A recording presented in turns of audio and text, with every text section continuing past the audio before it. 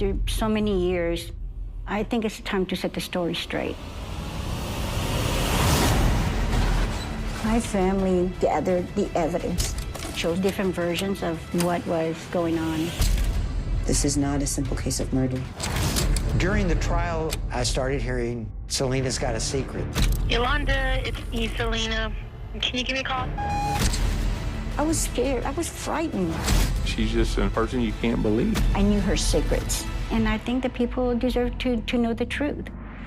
Hey you guys, welcome back to Nicole Talks. So that clip was a part of a new docuseries that's being released about the singer Selena and her case. This is going to be more about the woman who unalived her, Yolanda Saldivar, who is now part of a new docuseries that's going to be released on Peacock February 18th. And this is supposed to be about her side of the story. As we know, Selena is no longer here to tell her side. And Yolanda has lied over the years. Her story has changed. What happened in that hotel room back in 1995. Here is a clip of Selena talking about how she rose to fame. Take a look. Basically, Tex-Mex music it comes from the United States. Mexicans that were born here in the United States. And they've taken the culture of Mexico and mixed it with the American culture. And that's where the Tejano music came from. So they didn't accept it because it was kind of like, it wasn't the real thing, in other words. And now it's become this new thing, and it's taking Mexico by storm. I mean, everybody loves it in Mexico. Selena became very popular in the Latin music world, but she became even bigger when she crossed over. She was nominated 4 times and ended up walking away with 2 Grammys at only 23 years old.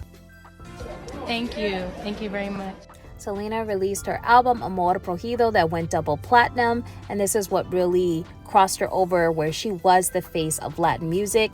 At that time, there was no one like Selena. She was beautiful, she had this big smile, and the other thing is her influences was Michael Jackson and Janet Jackson and even Madonna, and you can see this show through some of her performances.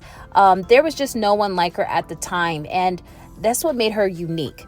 Anyway, she ended up crossing over, but also she started her own business where she opened up a boutique/salon. And that at the time, you didn't see people doing that. That's kind of like a thing now where celebrities would get into like singing and selling beauty products. So at the time, Selena was the first to do this. She opened up a boutique. She got into fashion. You can get your nails done, your hair done, buy jewelry there. Also, she hired only family members. So this was like a family ran business. Well, when I'm not performing or I don't have to do special TV things, I like to be like this, relaxed, just like anybody else. This is more for show.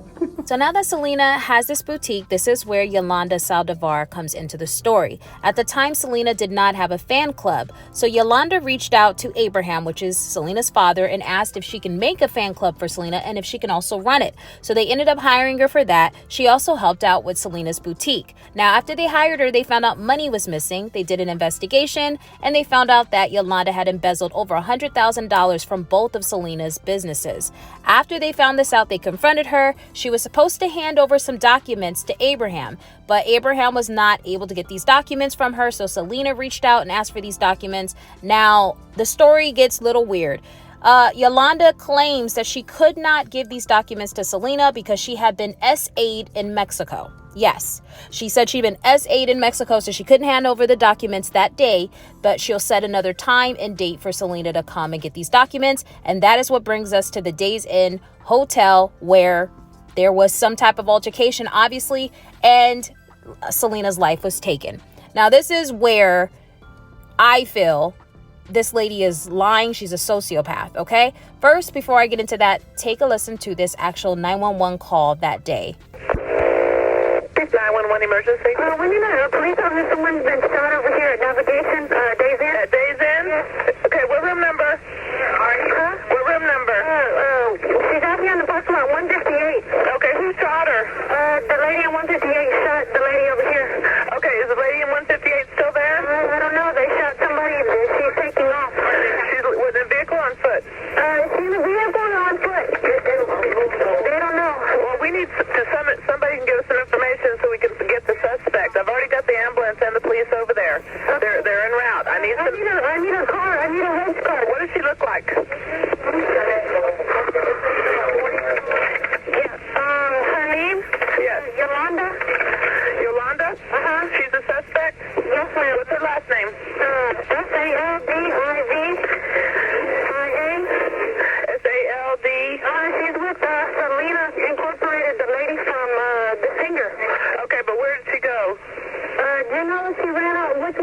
Yolanda, what is she wearing? Yeah, we've already got the police and the ambulance en route over there, but if somebody can give me some information, we can catch her. She can't tell me nothing. The lady that shot's laying here on the floor. Okay, where did she get shot at? What part of her body? Part of the body that she that's Teresa on the phone. Yeah. What part of the body did she get shot at? In her back. In the back. Okay. After Selena was shot by Yolanda, witnesses seen Selena running away and Yolanda in pursuit chasing after Selena, calling her the B word several times. Now take a look at this interview where she says all of this was just an accident. What happened that morning when Selena arrived? Did she say she wanted to fire you? Never. She never told me that. I was telling her to leave. And I said, it's over, Selena. It's over. I can't work for you no more. I can't work for you no more. She went down. She grabbed my feet and told me not to leave her. And I picked her up and I told her, just leave. And I grabbed the gun, put it in my head. I pulled the thing back.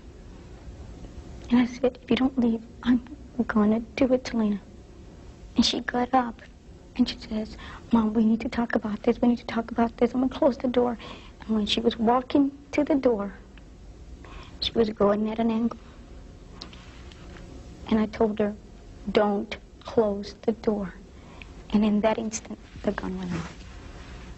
But why didn't it hit you? Because I was pointing to the door, and it just went. Did you know she was hit? No, I did not know. There was blood along the door seal. I didn't even look at the door. But there was blood all over the room. How could you not see it? The pictures that I see, they're dots. Saldivar left the blood-spattered room and headed to her car with the... So clearly Yolanda is lying and just making up her own version of the story, and the interviewer is not buying it. But she says something else in this next clip. Take a look. There were many things going through my mind. I could hear her in my mind telling me, stay behind. Stay behind. I hear her tell me, you don't commit suicide because I'll never see you in heaven. Jurors didn't believe Saldivar. It took them less than 3 hours to convict her. Notice how Yolanda had no emotion, no tears as she's talking about something so horrible happening to her friend. And another fact that I found out was she was a registered nurse at the time. So why didn't she try to administer any CPR or try to call 911 to help her friend if this was all an accident? She was ultimately found guilty and sentenced to life in prison with the possibility of parole. So she would only have to serve a minimum of 30 years and she would have the chance to be able to get out of prison.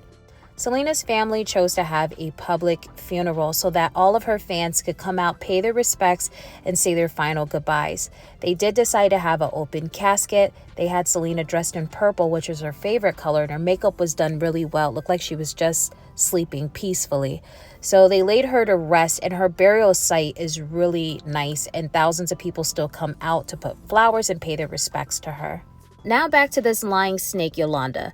During her trial, it was alleged that she is part of the LGBTQ community and had romantic feelings for Selena and was obsessed with Selena. This is what Abraham, Selena's father, thought was going on. Take a look. And I did start noticing an obsession with Selena.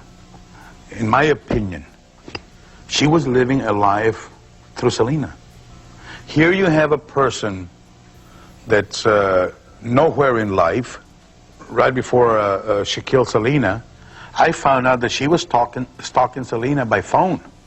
The fact that Yolanda was stalking Selena before ultimately unaliving her shows that this was premeditated. It shows that she planned this. And not only that, during her trial, she was enjoying the attention she was getting. She was seen signing autographs and signing t-shirts like she was some type of celebrity.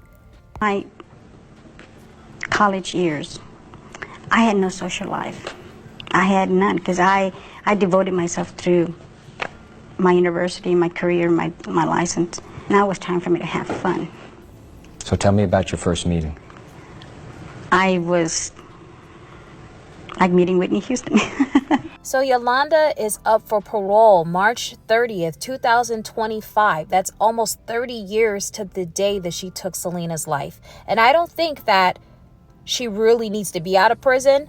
I don't think she realizes that it's safer for her to stay in prison. Like, do you know what people will do? You're one of the most hated women in the world. And Oxygen, I'm giving you guys the side eye on this docuseries, and poor taste. Very poor taste. Did you think about the family? Why do we need to hear from a woman so despicable? Why are you letting her gaslight the family and gaslight Selena's fans? You know, the teaser is she's going to be releasing secrets about Selena. What secrets? Poor taste. I won't be watching it. You guys tell me what you guys think in the comments. I'm going to leave this out on a positive note with some clips from Selena. I'll see you guys in the next video. Don't smile to the camera.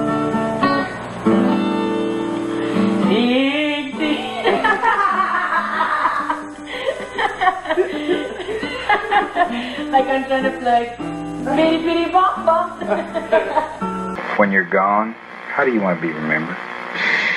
As not only as an entertainer, but as a person who cared a lot, and I gave the best that I could, and I tried to be the best role model that I possibly could, and the best person that I could. I tried to help out. Well, I hope we can do this again one of these days soon.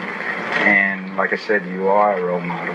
Thank you. And we really appreciate Thanks. what you've done for the Tejano industry, and we brought you a little present. Oh, thanks. And I didn't get about you the one. Lady Raiders. Here. No. No. This is your interview. Really, I want you to have it. No, your interview is great enough. Thank see you. The Lady Raiders. Lady the National Raiders, all right. Championship. Look. Can you see that? Cool.